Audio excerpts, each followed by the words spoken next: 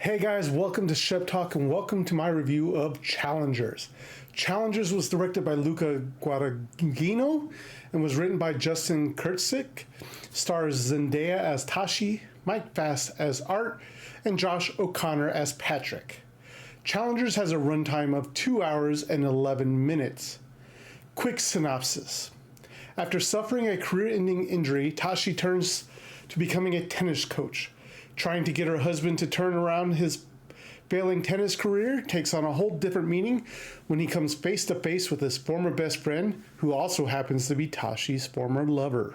This movie has been on my radar since probably July of 2023. I think was the first time I saw the trailer. It was originally supposed to come out in, I think, August of 2023, but due to the writer's strike, it got pushed back to now April 2024. But I don't know what it was about the trailer. It really made me want to see this movie. It spiked my interest. Maybe it's the tension that we felt, the Zendaya being in it. I don't know. Something about this trailer and how it was cut made me very interested in this movie. Now, the overall story of this movie focuses on one day, but the way the director did it is we get multiple flashbacks to different periods of times between these three people, because this movie really focuses on the three characters that we get in this movie and how they interact with each other and how they affect each other's lives. I know I keep saying this, especially with some of these other reviews, but oh my God, is this the year for cinematography? We get some very beautiful shots, some very beautiful scenes that just really bring us into the moment that we're watching and really don't need to have a lot of dialogue to evoke what we're seeing on screen or the emotions or the tension that not only are the characters feeling, but that are being, felt inside of us as well. Cinematography, my God, this year has been outstanding in a lot of movies, and I hope for the rest of 2024 we get the same thing. This is also another movie that seems to know how to build that tension to make you lean forward, sit on the edge of your seat. When you think you know or have had enough of it, the director just cranks that up to 11 and lets you know that he can build more tension, that he can make you feel more, include you more, make this scene kind of suffocate you and wonder what is going to happen next. I enjoyed the music on here, but I'm not going to really call it music. It's more the soundtrack, because the director really does a synth type music, a synth type soundtrack. And you wouldn't really think it would work for the scenes that it's put in, but it works brilliantly. It hypes the tension. It hypes what's going on.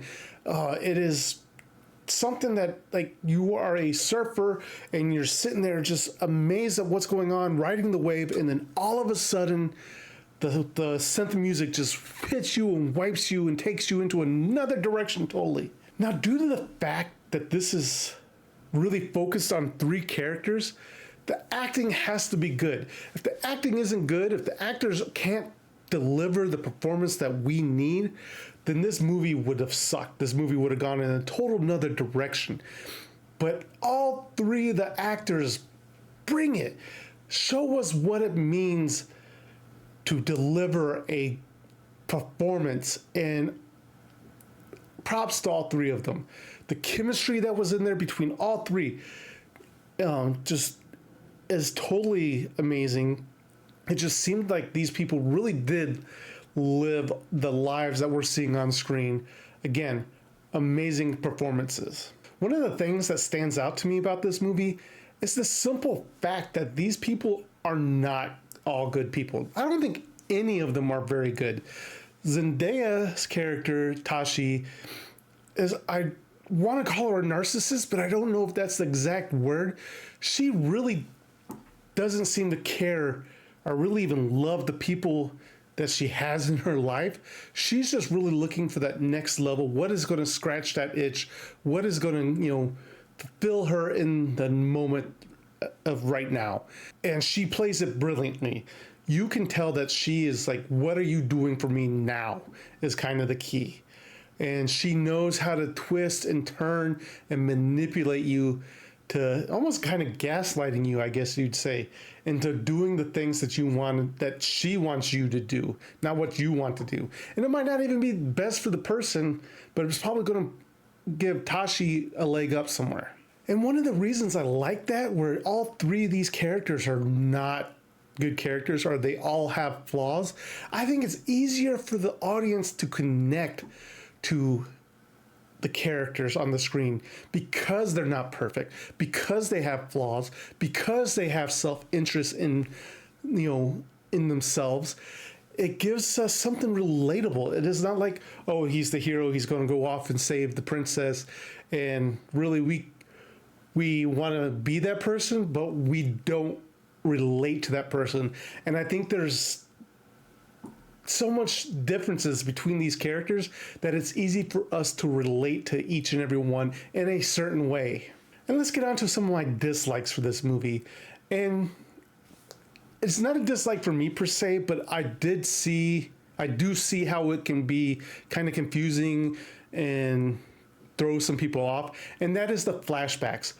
At first, the flashbacks start very slowly. They give you the date or how long ago it's been, but then they do seem to pick up, and they do seem to want you to remember at a certain place, a certain time. So that way, when they flash back to it, they don't put it up on the screen. And sometimes they'll flashback, they'll jump back to present time, they'll flash back to another era, flashback, or go back to present time, and then flashback to the first time you flashback.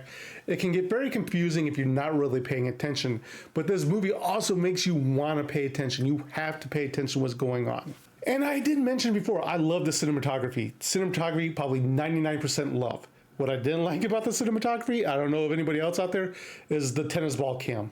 Whoever thought it a great idea to put the camera in the tennis ball and have the players hitting it back and forth and having it bounce and roll and all that stuff, thank God you stopped quickly, but it still got very dizzying and just was kind of like, it's a cool feature, bro, but really, did we need it? The runtime in this movie is like over 2 hours long, and I think one of the reasons for it is because this director loves to put his twists, his turns in this movie, and it just seemed to ratchet up every time. Like every few scenes, we got another twist, we got a new ratchet into the cog and stuff like that. And I think really there was a couple of scenes you could have cut and still had that same tension, that same build up to what we were going to, and still delivered without having all the necessary scenes that he has in here and give us a 2-hour runtime. And I'm going to say one of my big dislikes, and I can understand where the director was going for this, but the ending. I am one of those people that loves a conclusive ending. And some people, I can see it in the comment section down below, or talking to some friends, they're going to say, well, we did get an ending. We saw what happened. And now we're left to ponder what happened after the end. We don't really get conclusive proof of what happens after, the end of this movie. It was more like a Soprano-esque style ending. And to me, I just did not appreciate that after sitting there for 2.5 hours. I wanted this movie to end in a certain way. Let me know what the future of these three characters are. Overall, though, Challengers is an intense ride. I think it is a very good ride for the summer. I think it shows us the relationships people have in our lives and how easy it is for things to change for the good and for the worse due to the interactions we have with people in our lives. People come into our lives and they have an effect, positive or negative. And this movie definitely shows us that, and shows us, I guess, the kind of like the relationships that we see with those types of people. Be it good people that are trying to help you out, be it friends that you had in childhood that come and go, be it someone that you think you're going to love for the rest of your life, but things happen. But guys, with that being said, though, Shep Talk is going to give the Challengers 4 Sheps out of 5. Have you seen it? Let me know down in the comments down below. I'd love to talk to you about it. There's a lot to break down in this movie. There's a lot to talk about in this movie. But I just didn't want to get into too many spoiler areas and stuff like that. So definitely, if you've seen this movie and want to talk about it, either hit me down in the comments down below or follow me on those social medias, which are in the description down below, and we can definitely talk about it, because I would love to get your thoughts and opinions on this movie. But with that being said, guys, if you haven't done so already, please remember to hit that like, share, and subscribe button. It does help my channel out greatly, and I do truly appreciate each and every one of you. But this is Darth Shep, signing off.